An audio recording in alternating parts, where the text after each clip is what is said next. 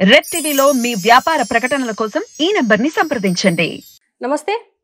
ప్రస్తుతం మనతో పాటు రాజకీయ విశ్లేషకులు చిట్టిబాబు గారు ఉన్నారు. ఆయనతో మాట్లాడదాం. నమస్తే సార్. నమస్తే. సార్ ఎలా ఉన్నారు? Always all right.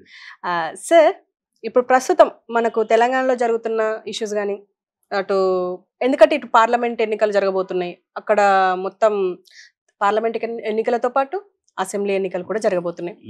ఇప్పుడు ఈ నేపథ్యంలో కేటీఆర్ గారు ఇక్కడ పార్లమెంట్ ఎన్నికలకు సంబంధించి ఇప్పటి వరకు చాలా ట్వీట్స్ చేశారు. అయితే ఈ రోజు ఏం చెప్తున్నారంటే కొన్ని యూట్యూబ్ ఛానల్స్ ఆధారాలు లేకుండా ప్రచారాలు చేస్తున్నారు, అసత్య ప్రచారాలు చేస్తున్నారు అని చెప్పి వార్నింగ్ ఇస్తున్నారు, మాస్ వార్నింగ్ ఇస్తున్నారు. దీనికి మీరేమంటారు? కరెక్ట్ అమ్మా. ఇప్పుడు యూట్యూబ్స్ శృతి మించి ఉన్నాయి. ఎవరిని కంట్రోల్ చేయాలి, ఎట్లా కంట్రోల్ చేయాలి కూడా తెలియట్లా. అంటే ఫ్రీ సోషల్ మీడియా పెరిగినాక ఎంత అడ్వాంటేజ్ ఉందో అంత డిసడ్వాంటేజ్ చేస్తారు కొన్ని ఛానల్స్. ఇప్పుడు విషయం రాయొచ్చు ఆధారాలతోటి. దాన్ని నువ్వు ఏదైనా పాయింట్ చెప్తున్నప్పుడు దాని యొక్క అథెంటిసిటీతో రాయాలి. మీరు ఊహించుకుని మీ ఒపీనియన్ని, మీ యొక్క పాయింట్ ఆఫ్ వ్యూని ప్రజాభిప్రాయంగా చెప్పద్దు. అది అది తప్పు కదా. అది జర్నలిజానికే తప్పు. అది ఈ చాలా ఛానల్స్, యూట్యూబ్ ఛానల్స్లో ఏదో వాళ్ళ ఇష్టానికి అసలు ఉన్నది లేనిది వాళ్ళు కల్పితము, వాళ్ళు రాసేసుకుని దానికి ఆధారాలు ఉండవు, ఏముండవు వేసేస్తారు. దాని తర్వాత ఖండన ఉంటుందా? ఖండన ఉండదు కదా. న్యూస్ పేపర్లో అయినా కనీసం మాట్లాడేదో ఖండన వేస్తారు. ఇది ఖండన కూడా ఉండదు, వెళ్ళిపోద్ది. జనాల్లోకి వెళ్ళిపోయినాయి కదా, ఏం చేయాలి? ఒక తప్పుడు సమాచారం, ఒక తప్పుడు ఇది వెళ్ళిపోతుంది. అది కరెక్ట్. అందుకని వాడు కేటీఆర్ ఆయన ఒక్కడే ప్రత్యేకంగా ఇచ్చింది ఏం కాదు. ఇదే రేవంత్ రెడ్డి ఇచ్చున్నాడు, ఇదే కాంగ్రెస్ వాళ్ళు ఇచ్చున్నారు, బీజేపీ ఇచ్చున్నారు, అందరూ ఇస్తూనే ఉన్నారు. కానీ అది జరుగుతూనే ఉంటుంది. అది వారిని మనం గట్టిగా చెప్పడం, మన బాధ్యతకరంగా చెప్పడం తప్పితే ఈ సోషల్ మీడియా కట్టు తప్పిపోయింది. కంట్రోల్ లేదు, ఎవరు కంట్రోల్ లేదు. ఎవడు ఏంటో రాసేవాడు ఎవడో కూడా వాడికి ఏదో కేకే అంటాడు, ఇంకా పీకే అంటాడు, ఏదో పేరు పెడతాడు. వాడు ఎవడో కూడా తెలియదు, కాంటాక్ట్ తెలియదు. వాడిని కాంటాక్ట్ చేసి రాసావు నువ్వు ఈ న్యూస్, ఈ ఆధారాలు ఏంటి చెప్పని అడగటానికి కూడా ఉండదు. ఈ దౌర్భాగ్యం ఉంది, నడుస్తుంది. కనుక కడుపు పండుద్ది ఎవరికైనా సరే. అండ్ ఇప్పుడు సోషల్ మీడియాలో వస్తున్న అంటే దాని కింద కమెంట్స్ వస్తున్నాయి ఏంటంటే, మీరు తీసుకొచ్చిన ఫ్రీడమే కదా, మీరు మీ హయాంలో ఎంత ఫ్రీడమ్ ఇచ్చారో అదే ఫ్రీడమ్ ని ఇప్పుడు కూడా యూజ్ చేస్తున్నారు అని చెప్పేసి పొరపాటమ్మా. మేము ఇచ్చిన ఫ్రీడమ్ కాదు, సోషల్ మీడియా తనంతట తీసుకుంది ఫ్రీడమ్.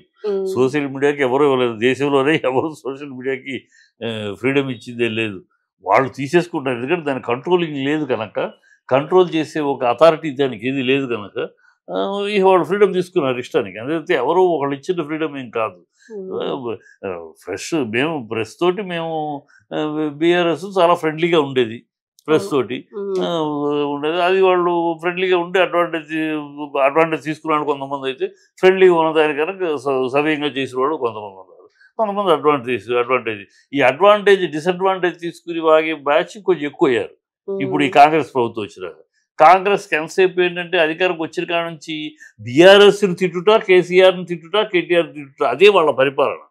వాళ్ళు దాని మీద వాటిని ఏ మీడియా అయితే ప్రపోజ్ చేస్తుందో, బాగా ప్రాపగాండ చేస్తారో దానికి వీళ్ళు ఒత్తాసు పలుకుతారు, సంతోషం. అందుకని వాళ్ళు కూడా ఏంటి పాలకపక్షం యొక్క అభినందనలు తెచ్చుకోవడానికి, వాళ్ళ గుడ్ బుక్స్ వెళ్ళడానికి ఇష్టం వచ్చినట్టు రాస్తున్నారు. అంతే తప్పితే వాళ్ళు పద్ధతి కాదు. జర్నలిజం కూడా దానికి కొన్ని ఎథిక్స్ ఉండాలి. ఇవాళ మమ్మల్ని అన్నారని అంటం కాదు. ఇన్ జనరల్ ఏ పార్టీనైనా, ఒక పార్టీకి social media is crossing it's limits. ఆ లిమిట్స్ దాటకూడదు. సెటైర్ వేయటం వేరు, ఎంటర్టైన్మెంట్గా చెప్పడం వేరు.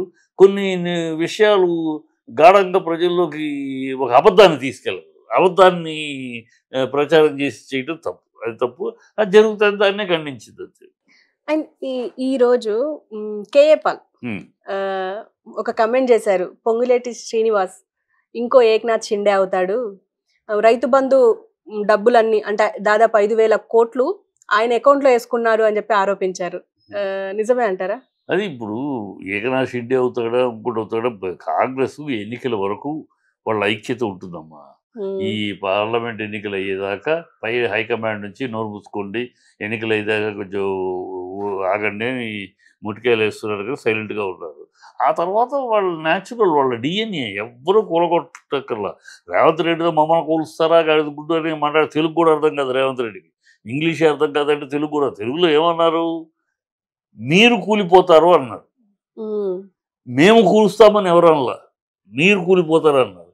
మీరు కూలిపోతారన్నదానికి మేము కూలుస్తామన్నదానికి చాలా తేడా ఉంది. మీరు కూలిపోతారని ఎందుకన్నాం, మీ డిఎన్ఏ, కాంగ్రెస్ యొక్క డిఎన్ఏ, దేశం మొత్తం మీద ఎక్కడ కాంగ్రెస్ ప్రభుత్వం ఉన్నా గ్రూపులు తయారవటం, ఆ గ్రూపుల నుంచి ఒక్కొక్కళ్ళు గ్రూపులు కొట్లాడుకుంటారు, గాంధీ భవన్ తగలబెట్టాలి, మీ యొక్క డిఎన్ఏ, మీ చరిత్ర. అందుకని రేపు అయిపోయినాక ఆల్రెడీ మీలో మొదలైనవి. బట్టి విక్రమార్క వైఫ్ ఆల్రెడీ అంది, మేమెంతో సీఎం అవుతామని ఎంతో రాత్రిపాడు కష్టపడ్డాము, తెరా చూస్తే ఎవరో తనుగుపోయారు అని ఆవిడ అంటుండే. అలాగే ఈయన కోమటిరెడ్డి వెంకటరెడ్డి ఏమో, నాకు ఆల్రెడీ సోనియా గాంధీ గారు నువ్వే సీఎంవి అని చెప్పారు, కానీ ఇప్పుడు ప్రస్తుతం జరగలేదు, త్వరలో జరుగుద్దని అతను అంటున్నాడు. బట్టి ఈయనేమో ఉత్తమ్ కుమార్ రెడ్డి ఏమో, నేను సుదీర్ఘకాలం ప్రెసిడెంట్గా ఉండి పార్టీని నిలబెట్టబట్టే ఇవాళ ఎన్నికల్లో పోరాడగలిగాము అని ఆయన అంటున్నాడు. సో వీళ్ళందరూ ఎవరి కాళ్ళు సీఎం పోస్టుకి తయారవుతున్నారు. సో ఆ పార్లమెంట్ ఎన్నికలైతే కామ్గా ఉంటారు, పార్లమెంట్ అయినాక ఇక నా గ్రూపు నీ గ్రూపు, పక్కలో బల్యం పక్క బలంగా ఉంటూ పక్కలో బల్యం తయారవుతారు. ఇది వాళ్ళని అది అంటున్నాం, మీలో మీరు కొట్టుకుని వస్తారు, మీరు కొట్టుకుని కూలిపోతారు, అంతేగాని మేము కూలుస్తామని ఎవరు చెప్పలా. ఈయన మాట వెళ్తే మమ్మల్ని కూలుస్తారా, తనకు లోపల భయం, అంతరాత్మ మాట్లాడుతుంది, నన్ను కూలుస్తారు, అది కూల్చేది నీ వాళ్ళే, నీ ఇంట్లో వాళ్ళే, నువ్వు దాని గురించి జాగ్రత్త పడు. 10 ఏళ్ళు ఉంటాను, 20 ఏళ్ళు ఉంటాను, ఈ సొల్లు కబుర్లు కాకుండా అసలు ఈ 10 నెలలు ఉండగలవా, నేను ఉంచుతారా మీ వాళ్ళు, అది చూసుకో, అంతేగాని మా మీద పడి ఆడవటం ఎందుకు. అందులో ఇంతకన్నా ఈ పాయింట్లో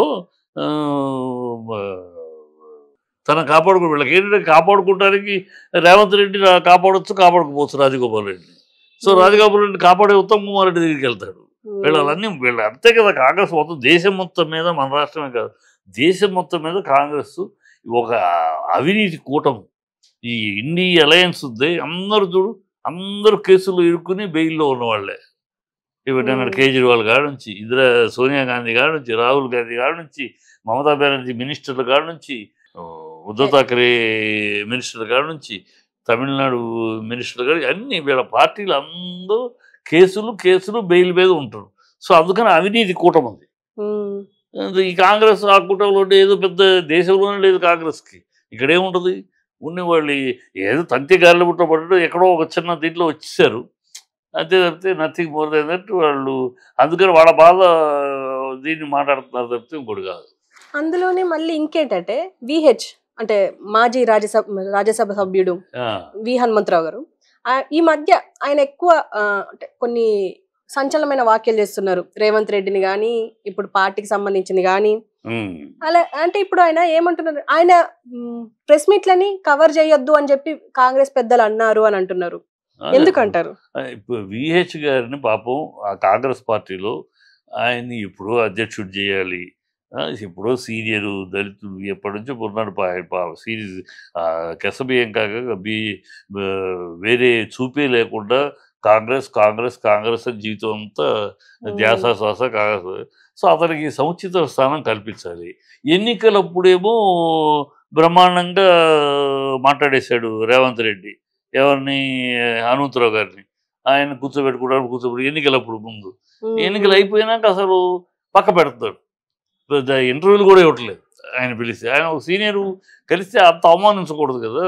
కనుక ఆయన బాధలో చాలా అర్థం ఉంది. ఇలాంటివే కాంగ్రెస్లో ఉండే లుకలు ఇలాగైతే ఒక్కొక్కటి వాళ్ళు ఏంటంటే ప్రజల నుంచి కాకుండా పైనుంచి నియమించబడే అధికారం కదా.